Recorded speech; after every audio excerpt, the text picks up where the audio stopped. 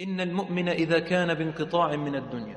The believing person, when he is about to depart from this world, to be detached from the world, وإقبال من الآخرة, and he is almost about to go into the hereafter, نزل إليه ملكان بيض الوجوه كأن وجوههم الشمس. Two beautiful angels will come down from the sky. They have got beautiful faces full of light, as if their face is the sun itself. That's how much light they have.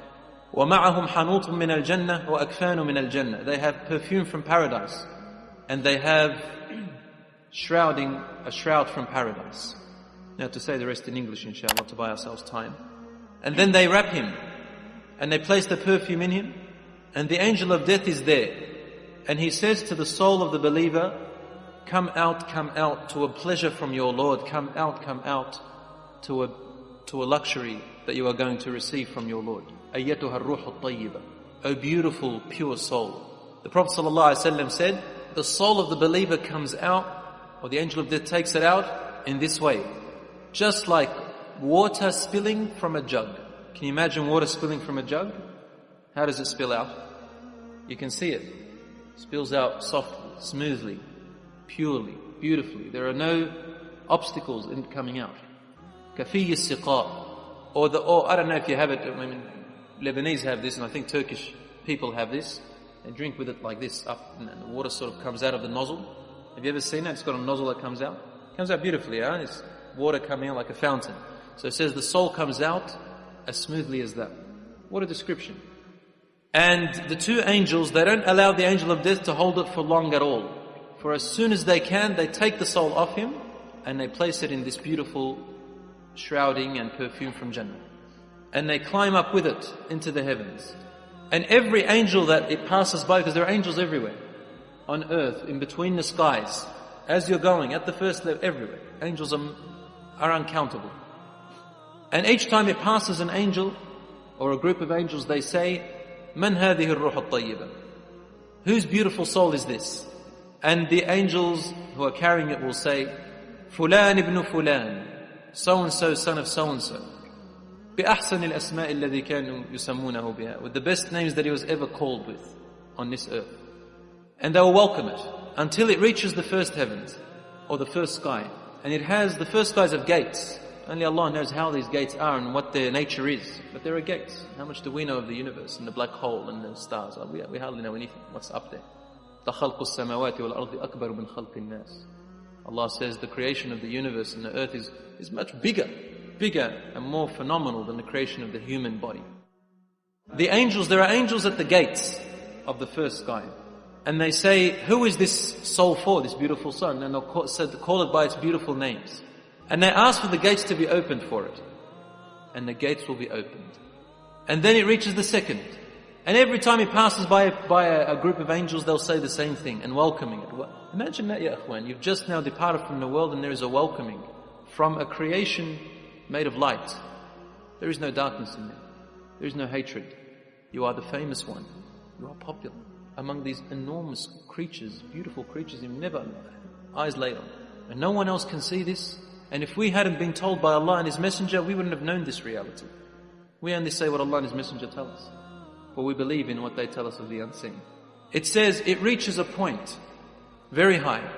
In some hadith it says that Allah subhanahu wa ta'ala says to them, take this soul so it can see its kingdom and its property in heaven. And then by the time the body is prepared for burial, the soul, Allah subhanahu wa ta'ala orders them to return the soul back. This is in the hadith of the Prophet sallallahu alaihi wasallam. I'm continuing. He says, take it back. فَمِنْهَا خَلَقْنَاهُمْ وَفِيهَا نُعِيدُ وَمِنْهَا نُخْرِجُهُمْ تَارَةً أُخْرَى. From the soil we created the body and to them. And to it we will return them, and from it we will resurrect them once again. Return the soul back to the body. It's going to be questioned in the grave. And they return it into the body. Prophet ﷺ said, then two angels will come to him. Munkar wa Nakir. Munkar wa Nakir. It is an Arabic terminology of creatures that are unknown, unidentified, unknown. Munkar, meaning don't know what it is. Nakir, even more unknown. Munkar, Nakir. One that has never been thought of or imagined. Nakir, another one that has never been known or identified. They're just different expressions the Prophet ﷺ gave. Munkar wa Nakir. You cannot tell what they are. Can't their images is horrific. It's unbearable. And you can't say what they are. You just say they're creatures of some sort. Some of them will see them monsters. They are quite horrific, Munkar wa Nakir. They look the same for the believer and the disbeliever. But the difference is, for the believer, Allah says in the Quran, أعوذ بالله من الشيطان الرجيم بسم الله الرحمن الرحيم يثبت الله الذين آمنوا منكم بالقول الثابت في الحياة الدنيا وفي الآخرة. Allah subhanahu wa ta'ala strengthens and makes firm those of you who believe in Allah. Makes you firm in this life, in your iman, and will make you firm in the hereafter, meaning in your grave and in the day of judgment. You will not be afraid. So the angels will come and they will wake him up and say, Man Rabbuk? They'll ask him 3 questions. Man Rabbuk? Who is your Lord? وما دينك? What is your religion? وماذا تقول بالرجل الذي بعث فيكم? And what do you say about that man who was sent as a messenger among you? In another hadith, you probably hear about وما كتابك? What is your book? And he will say, my Lord is Allah subhanahu wa ta'ala. I believed in Him and worshipped Him. My religion is Islam, and the man is my prophet. I heard about him and I believed in him and followed him. And the angels will say to him, sleep or rest. Rest, for what is going to come is going to be better. O beautiful soul. And then he is told to look, or she is told to look to their left. And a little opening, a gateway is opened. And they see hellfire burning itself. Terrible, terrible place. And they will say to him, I don't know if it's Munkar wa Nakir or other angels that will be there. They will say to him, nevertheless, look at that. And the person in the grave moves away. Says, that is your place. That is your place. And Allah created that place for you. But because you chose to obey Allah subhanahu wa ta'ala, you have saved yourself from that place. You will never go in there. And they close it. See, Rasulullah told us that every person has a place in heaven or hell.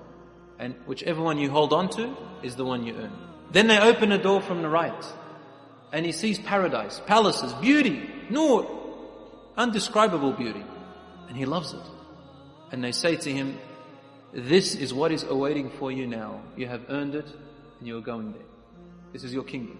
But as soon as he sees that, the Prophet ﷺ says, the person in the grave says, makes a dua, says, Allahumma Rabbi aqim as-sa'a. Ya Rabbi aqim as-sa'a. Oh my Lord, let the world end. Let the world end حتى أذهب إلى أهلي ومالي. So I may go to my family and belongings in paradise. I want to go there. Please end it quickly. He wants the world to erupt so he can go there because of what he has seen. In another hadith, also sahih, where as they are in the grave, their grave opens up as far as they could see. And it is filled with a garden from the gardens of paradise. As the Prophet ﷺ told us, إِمَّا رَوْضَ وَالْقَبْرُ صُنْدُوقُ الْعَمَلِ, as the poet says, based on the hadith. And then he said, وَهُوَ إِمَّا رَوْضَةٌ مِّن رِيَاضِ الْجَنَّةِ وَإِمَّا حُفْرَةٌ مِّن حُفَرِ النَّارِ. It is either a garden from the gardens of paradise or a pit from the pits of hellfire. And a person comes to him and sits with the person in the grave. His face is full of companionship and lovely company. And you say to that person, who are you? For your face is the face that brings khayr. This is also in the hadith of the Prophet ﷺ. فَوَجْهُكَ الَّذِي يَجِئُ بِالْخَيْرِ. Your face brings good fortune. It brings good news. You know, when someone comes to you with a smiley face and you say, wow, you know, my heart opened up. I love your company. You only say good things. You compliment me. You give me good news. Contrast that to a person who comes with a miserable face and you know that he's got bad news for you. This person comes to you with good news. And you say, وَجْهُكَ الَّذِي يَجِئُ بِالْخَيْرِ. Your face is the face that brings only good news. And the person says to him, أَنَا عَمَلُكَ الصَّالِحِ. I am your good actions, your righteous actions. Look, you've turned me into this beautiful company for you. And he says, أَنَا لَا أُفَارِقُكَ أَبَدًا. I will never depart from you. I'll keep you company here. So you don't be lonely.